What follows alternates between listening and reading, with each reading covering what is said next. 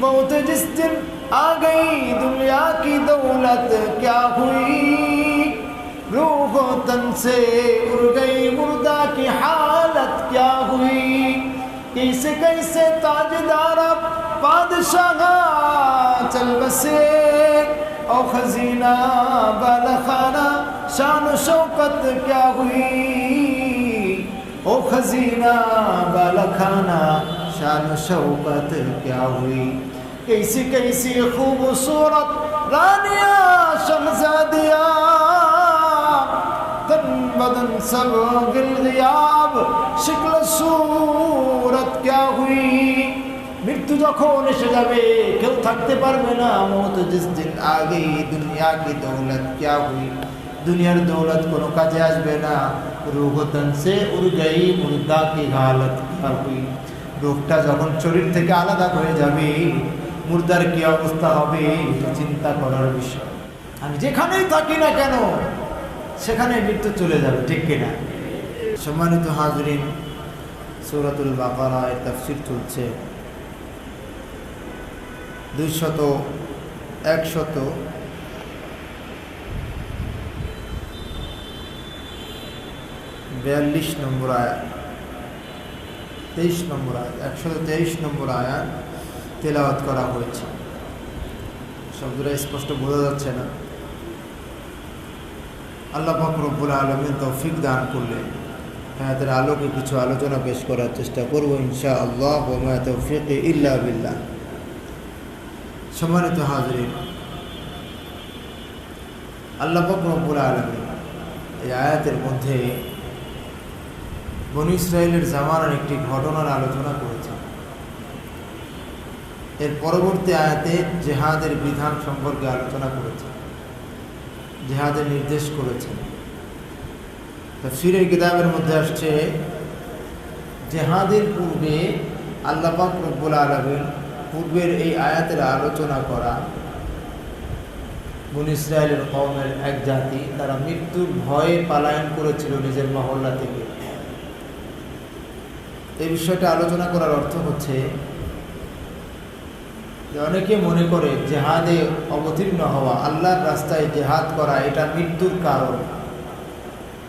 মনে হয় যেন স্বেচ্ছায় তারা কী করলো, আত্মহুতি দিল, নিজের আত্মাকে বিসর্জন দিল স্বেচ্ছায়। নাউজুবিল্লাহ বলেন, যারা জিহাদ বিরোধী কুফরি শক্তি এরা কী করবে, এবার এটা তো আত্মহত্যা করলো, কথার কথা। জিহাদ করা এটা মৃত্যুর কারণ নয়, আল্লাহর রাস্তায় জিহাদ করা এটা কিসের কারণ নয়, মৃত্যুর কারণ নয়। আর মৃত্যুর ভয়ে পালিয়ে থাকা, মৃত্যুর ভয়ে মহল্লা ছেড়ে পালিয়ে যাওয়া, এটাও মৃত্যু থেকে বাঁচার কোনো পথ নয়, ঠিক কিনা? যেমন নাকি আল্লাহর রাস্তায় জিহাদ করা এটা মৃত্যুর কোনো কিনা কারণ না। অনেক মানুষ দেখবেন খালিদ বিন ওলীদ জিহাদ করতে করতে করতে করতে ওনার শাহাদাত কিন্তু হয় না, মানে ময়দানে ওনার কি হয় নাই, ওনার মৃত্যু হয় নাই। জিহাদ করতে করতে ওনার মৃত্যু হয় না, ওনার বিছানায় মৃত্যু হয়েছে, ঠিক কিনা? তো যদি জিহাদ করা মৃত্যুর কারণ হইতো তো খালিদ বিন ওলীদ রাদিয়াল্লাহু তাআলা তো সেনাপতি ছিলেন। মুসলমান হওয়ার পরে ওনার পরাজয়ের কোনো কথা, কোনো ইতিহাস নাই। সুবহানাল্লাহ বলেন। তো উনি তো আগে মরার কথা ছিল, ঠিক কিনা? কিন্তু উনি তো মরেন নাই। তো জিহাদ করা এটা কি মৃত্যুর কারণ? জিহাদ করলে মৃত্যু হবে না। মৃত্যু যখন লেখা ঠিক তখনই আসবে, ঠিক কিনা? কেউ দেখা যায় 7 তলা 10 তলার উপর থেকে পড়েও তার মৃত্যু হয় না, আর কেউ স্লিপ করে পড়ে জায়গায় মৃত্যু হয়ে যায়, হয় কিনা কে বলে? মৃত্যু যখন সময় এসে যাবে কোনো না কোনো মাধ্যমে কি হয়ে যাবে, কোনো একটা কোনো ওসিলায় আল্লাহ পাক নিয়ে যাবে। মূল ব্যাপারটা হলো মৃত্যুর ঘন্টা বেজে গেছে, মৃত্যুর সময় চলে এসেছে, ব্যাস এখন থাকার আর কোনো সুযোগ নেই। এই জন্য আল্লাহ পাক বলেন আইনামা তাকুনু ইউদরিকুমুল মাউত ওয়ালাউ কুনতুম ফি বুরুজিন মুশাইয়াদা। আরে যেখানেই থাকো মৃত্যু তোমাকে স্পর্শ করবেই, সেখানেই মৃত্যু চলে যাবে। কোথায় যাবে তুমি? কাঁচের ঘেরা, কাঁচ দিয়ে ঘিরে রাখা যদি কোনো প্রাচীরের মধ্যেও তুমি থাকো, যেখানে বাতাসও ঢুকতে পারে না, কথার কথা, সেখানেও মৃত্যু চলে যাবে। ঠিক আছে? সাঈদ আনোয়ার নাম শুনছেন না আপনারা? আমি ওনার একটা ঘটনা শুনেছিলাম। সাঈদ আনোয়ার ছিলেন তো, খেলোয়াড় পাকিস্তানের।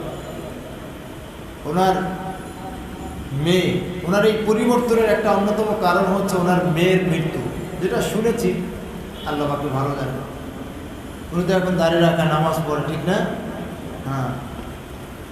তো ওনার মৃত্যুর নাকি বা ওনার পরিবর্তনের একটা কারণ নাকি ওনার মেয়ের মৃত্যু। উনি বলছেন, উনি নাকি বলেছেন যে আমার মেয়ে অসুস্থ, আমার কোলে শুয়ে আছে, আমি গাড়িতে নিয়ে, আমার নিজের গাড়ি, আমি যাচ্ছি হাসপাতালে, আমার কোলে আছে, এসি গাড়ি, এখান থেকে তো আমি দেখি না, বাইরের কোনো বাতাস ভিতরে ঢুকতে পারতেছে না, সব বন্ধ।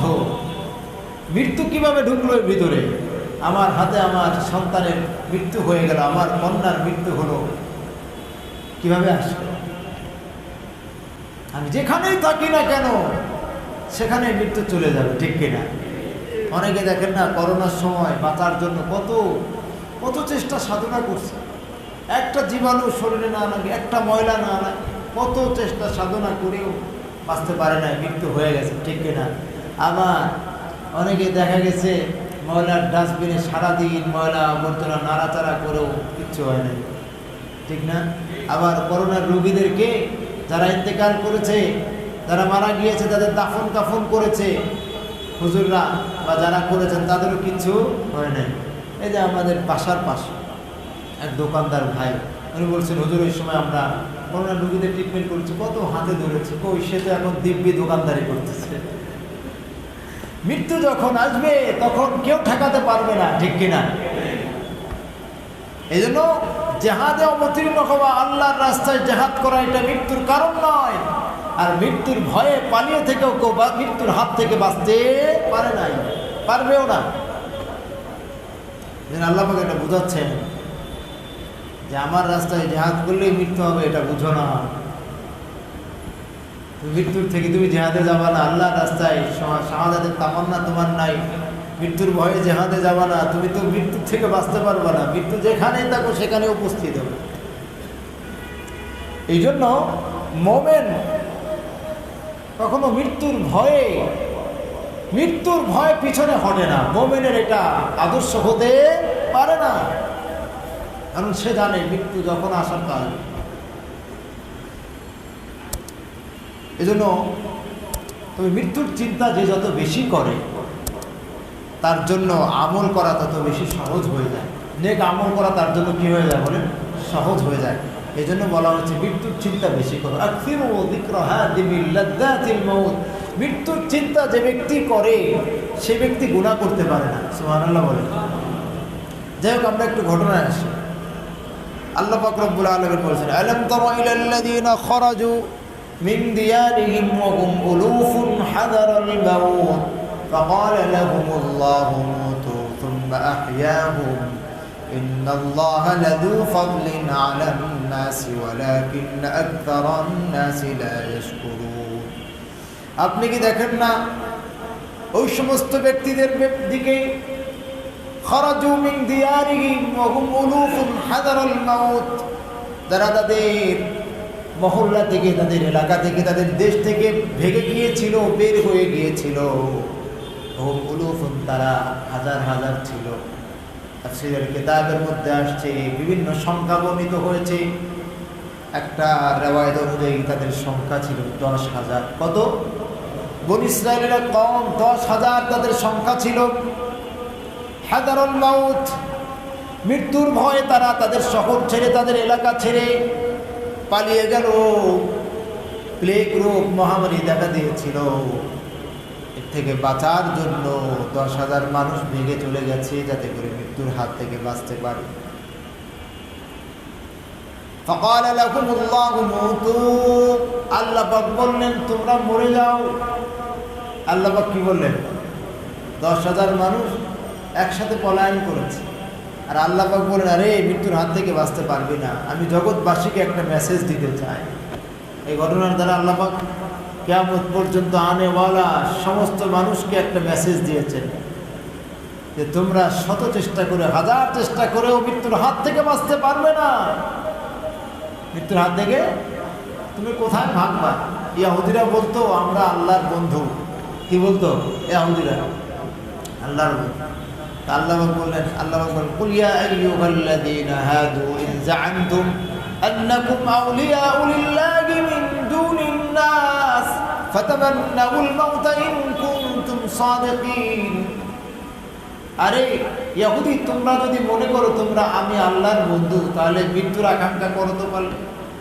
বন্ধু বন্ধুর কাছে যাইতে চায় না, বন্ধুর থেকে দূরে থাকতে চায়, কাছে যাইতে চায়। তা আমার সাথে যদি তোমাদের বন্ধুত্বের দাবি তোমরা করেই থাকো, তাহলে মৃত্যুর আকাঙ্ক্ষা করো তো।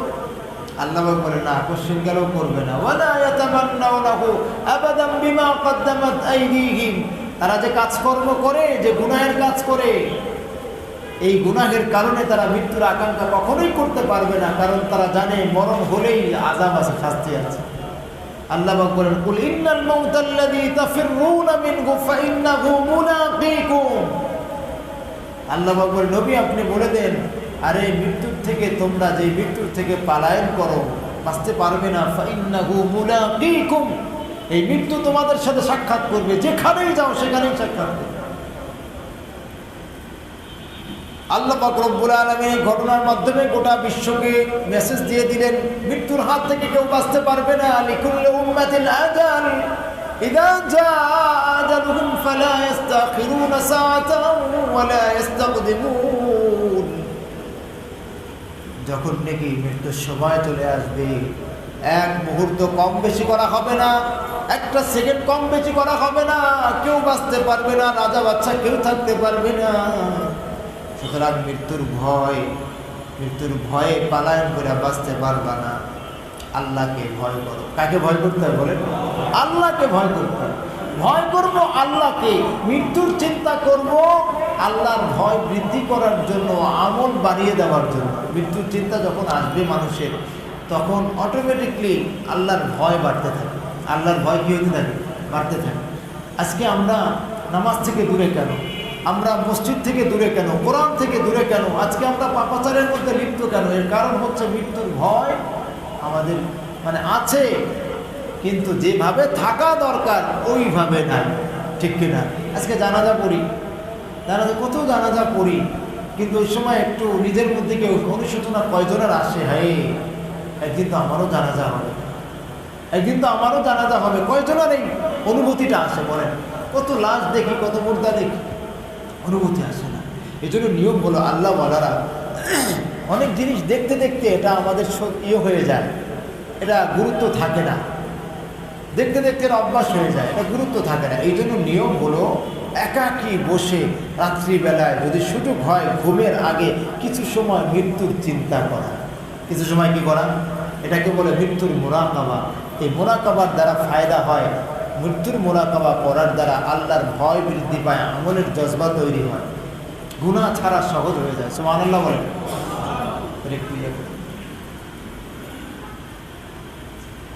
এই জন্য আল্লাহ পাক রব্বুল আলামিন এটা বুঝাই দিলেন যে মৃত্যুর হাত থেকে কেউ বাঁচতে পারবে না। তাফসীর কিতাবের মধ্যে আসছে, বনী ইসরায়েলের জাতি প্লেগ রোগ এই মহামারী থেকে বাঁচার জন্য 10,000 মানুষ তাদের এলাকা ছেড়ে এরা 2টা পাহাড়ের মাঝখানে আশ্রয় নিয়েছে। কোন জায়গায়? 2টা পাহাড়ের মাঝখানে বিশাল এক চাটিয়াল ময়দান, ফাঁকা ময়দান, সেই জায়গায় আশ্রয় নিয়েছে। এখানে মৃত্যু আসতে পারবে না, কি বলছেন? সেখানে তারা গেছে। দুবাই যারা যে অবস্থা ঘটেছে, এরা মনে করছে আমাদের আর বন্যা কখন আসবে, বৃষ্টি হয় না, বন্যা তো দূরের কথা। এই জন্য যা মনে চায় তাই শুরু করছে। কি বলেন? আরবের মাটিতে যে নোংরামি চলে আর যে ধরনের অশ্লীলতা শুরু করেছে, আল্লাহ পাক রব্বুল আলামিনের বিচার হিসেবে, শিক্ষা হিসেবে আল্লাহ পাক দেখাই দিয়েছেন, দেখ আমার হুকুম সব জায়গায় চলে। ঠিক কিনা? দুবাইয়ের মাটিতে, আমার আরবের মাটিতে বৈশা যে আমার নাফরমানি করবি আর মনে করবি আমার শাস্তি এখানে পৌঁছাইতে পারে না, এটা বড় ভুল। জগৎবাসীকে আল্লাহ পাক দেখাই দিলেন, দেখো আমি কি করতে পারি। ইন্নামা আমরুহু ইদা আরাদা শাইআন আইয়াকুলা লাহু কুন ফায়াকুন।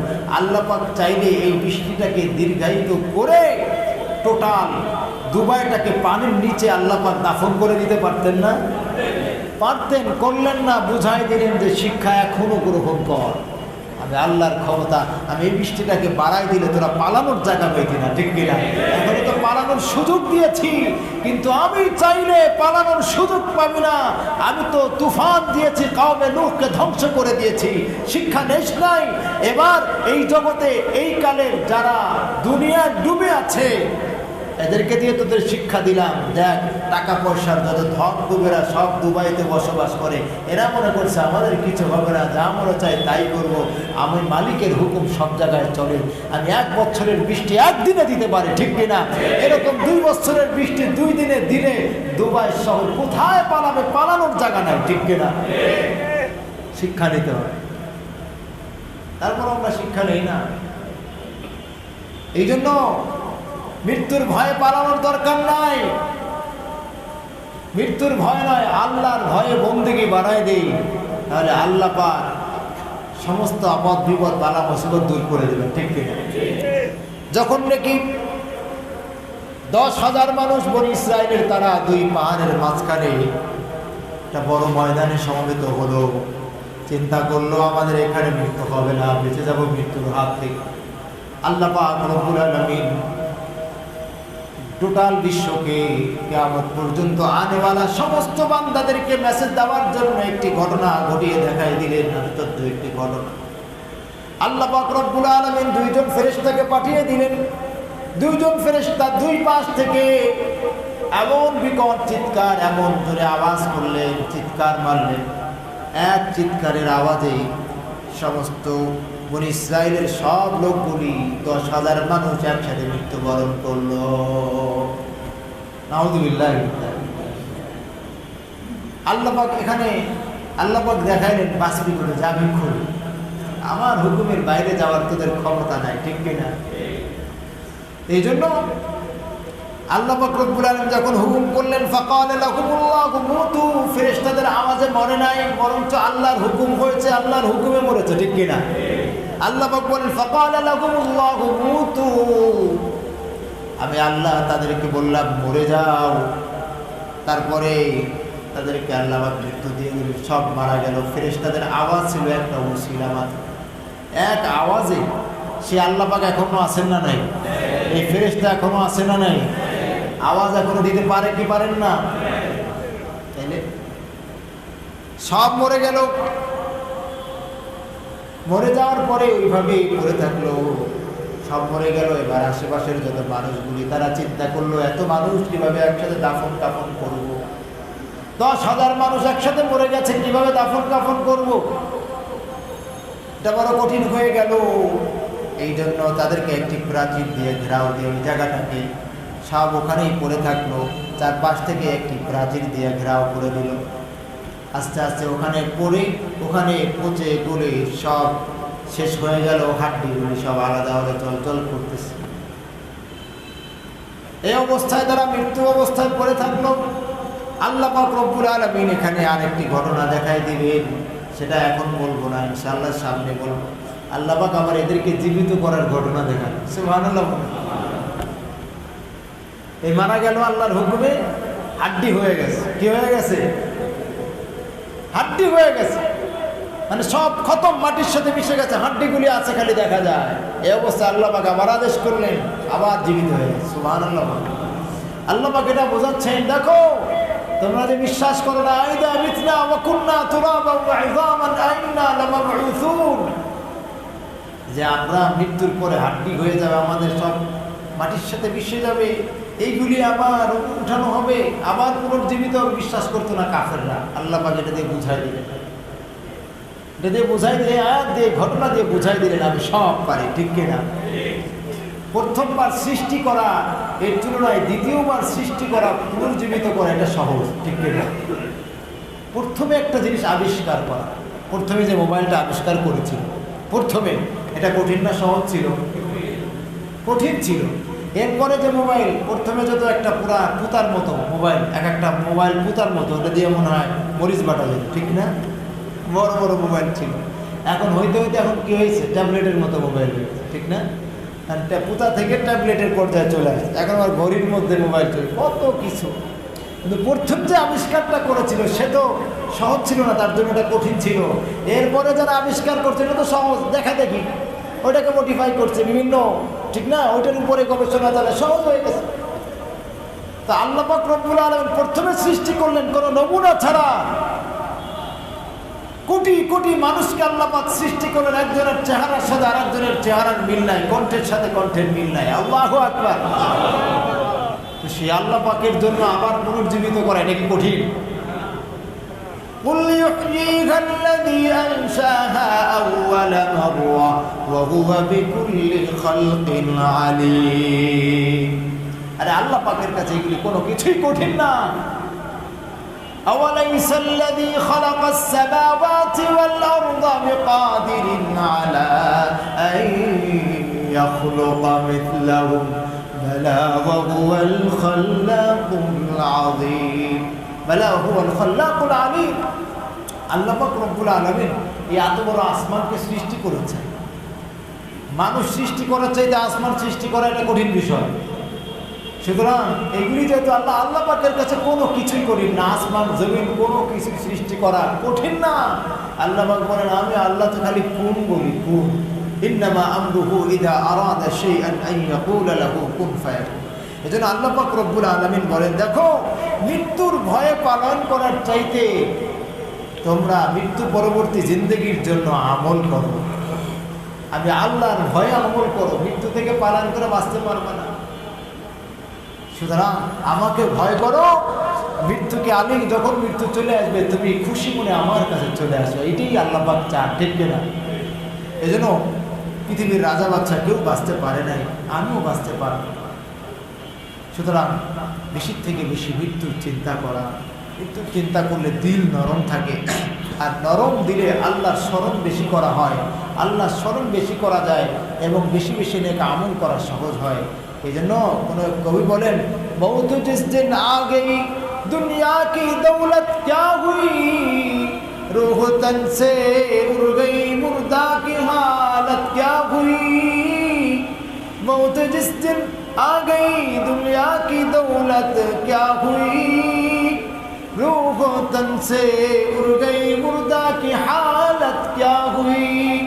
कैसे कैसे ताजदार बादशाह चल बसे, और खजीना बालखाना शान शौकत क्या हुई। ओ खजीना बालखाना शान शौकत क्या हुई। कैसी कैसी खूबसूरत रानिया शहजादिया,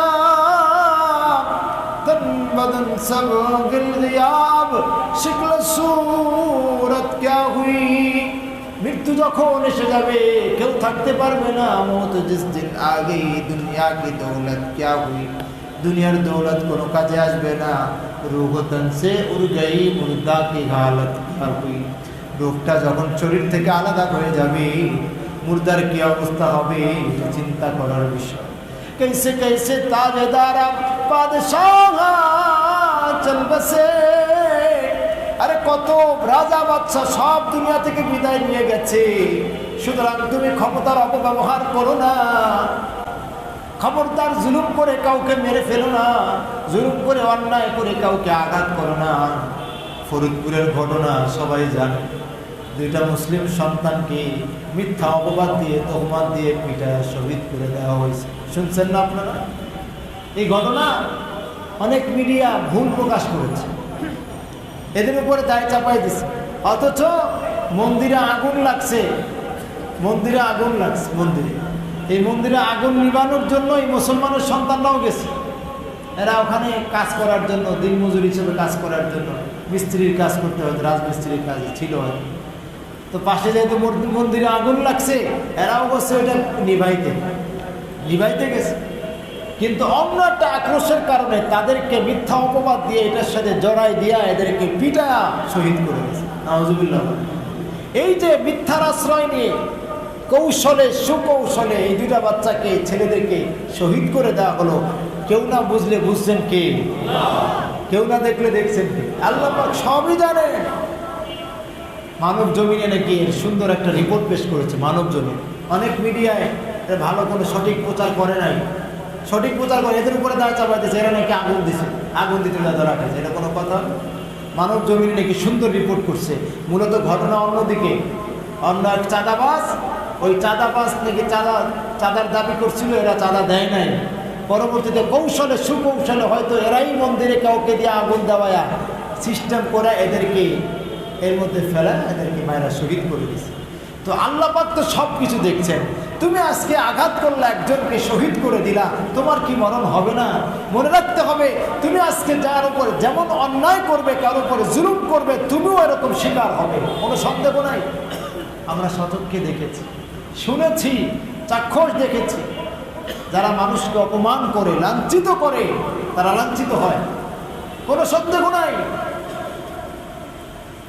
আমার কাছে মেথাল আছে, এক্সাম্পল আছে। এই জন্য খবরদার, অন্যায়ভাবে কাউকে আঘাত করতে যায় না। মৃত্যু আমারও হবে। কোনো রাজা বাচ্চা টিকতে পারে নাই, ফেরাউন, হামান, কেউ থাকতে পারে না। তাদের অনেক ক্ষমতা ছিল, অনেক পাওয়ার ছিল, কেউ থাকতে পারছে বলেন? এই জন্য আল্লাহ পাক আমাদেরকে ক্ষমতা যাকে যেটুকু দিয়েছেন এটা সঠিক ব্যবহার করব। আমি কোনো রাজনৈতিক কথা বলছি না, আবার অন্যদিকে নিয়েন না, ব্যাপকভাবে বলছি যে আমাকে আল্লাহ পাক যতটুকু ক্ষমতা দিয়েছেন এটা সঠিক ব্যবহার যেন করি। খবরদার কখনো অন্যায়ভাবে জুলুম করে কাউকে যেন আঘাত না করি। আল্লাহ পাক আমাদেরকে বোঝার তৌফিক দান করেন। এই জন্য আল্লাহ পাক বলছেন যে দেখো, মৃত্যুর ভয়ে বাঁচতে পারবে না। মৃত্যু যখন আছে, সময় চলে আসবে, তবে আল্লাহ পাক এটা চান যে তোমরা আমার ভয়ে তোমরা আমল করো। আমাকে ভয় করলে রাস্তা খুলবে, আমাকে ভয় করলে রাস্তা খুলবে, দুনিয়া আখিরাতের সমাধান হয়ে যাবে। সুবহানাল্লাহ। যাই হোক, ঘটনা এই পর্যন্তই বললাম যে আল্লাহ পাক হুকুম করলেন মরে যাও, দুই ফেরেশতা পাঠাই দিলেন। তারা বিকট চিৎকার করলো। 10,000 বনি ইসরায়েলের 10,000 একসাথে মারা গেল। ওখানে পচে গেলে শেষ হয়ে গেল, হাড্ডিগুলি আছে। তখন হযরত আল্লাহর একজন নবী, বনি ইসরায়েলের একজন নবী হযরত ইসমাঈল আলাইহিস সালাতু ওয়াস সালাম, তার মাধ্যমে আবার সেখানে পুনর্জীবিত করলেন এবং জগৎবাসীকে বুঝাই দিলেন যে আমি সব কিছুই করতে পারি। কিভাবে করলেন, কি প্রক্রিয়া ছিল, কিভাবে আল্লাহ পাক পুনর্জীবিত করলেন, এই ঘটনাটা ইনশাআল্লাহ আগামী সপ্তাহে বলব। ঠিক আছে তো ইনশাআল্লাহ? তো আল্লাহ পাক রব্বুল আলামিন আমাদের সকলকে যতটুকু আলোচনা করা হলো এখান থেকে শিক্ষা গ্রহণের তৌফিক দান করেন। আমিন। ওয়া আখিরু দাওয়ানা আলহামদুলিল্লাহি রাব্বিল আলামিন।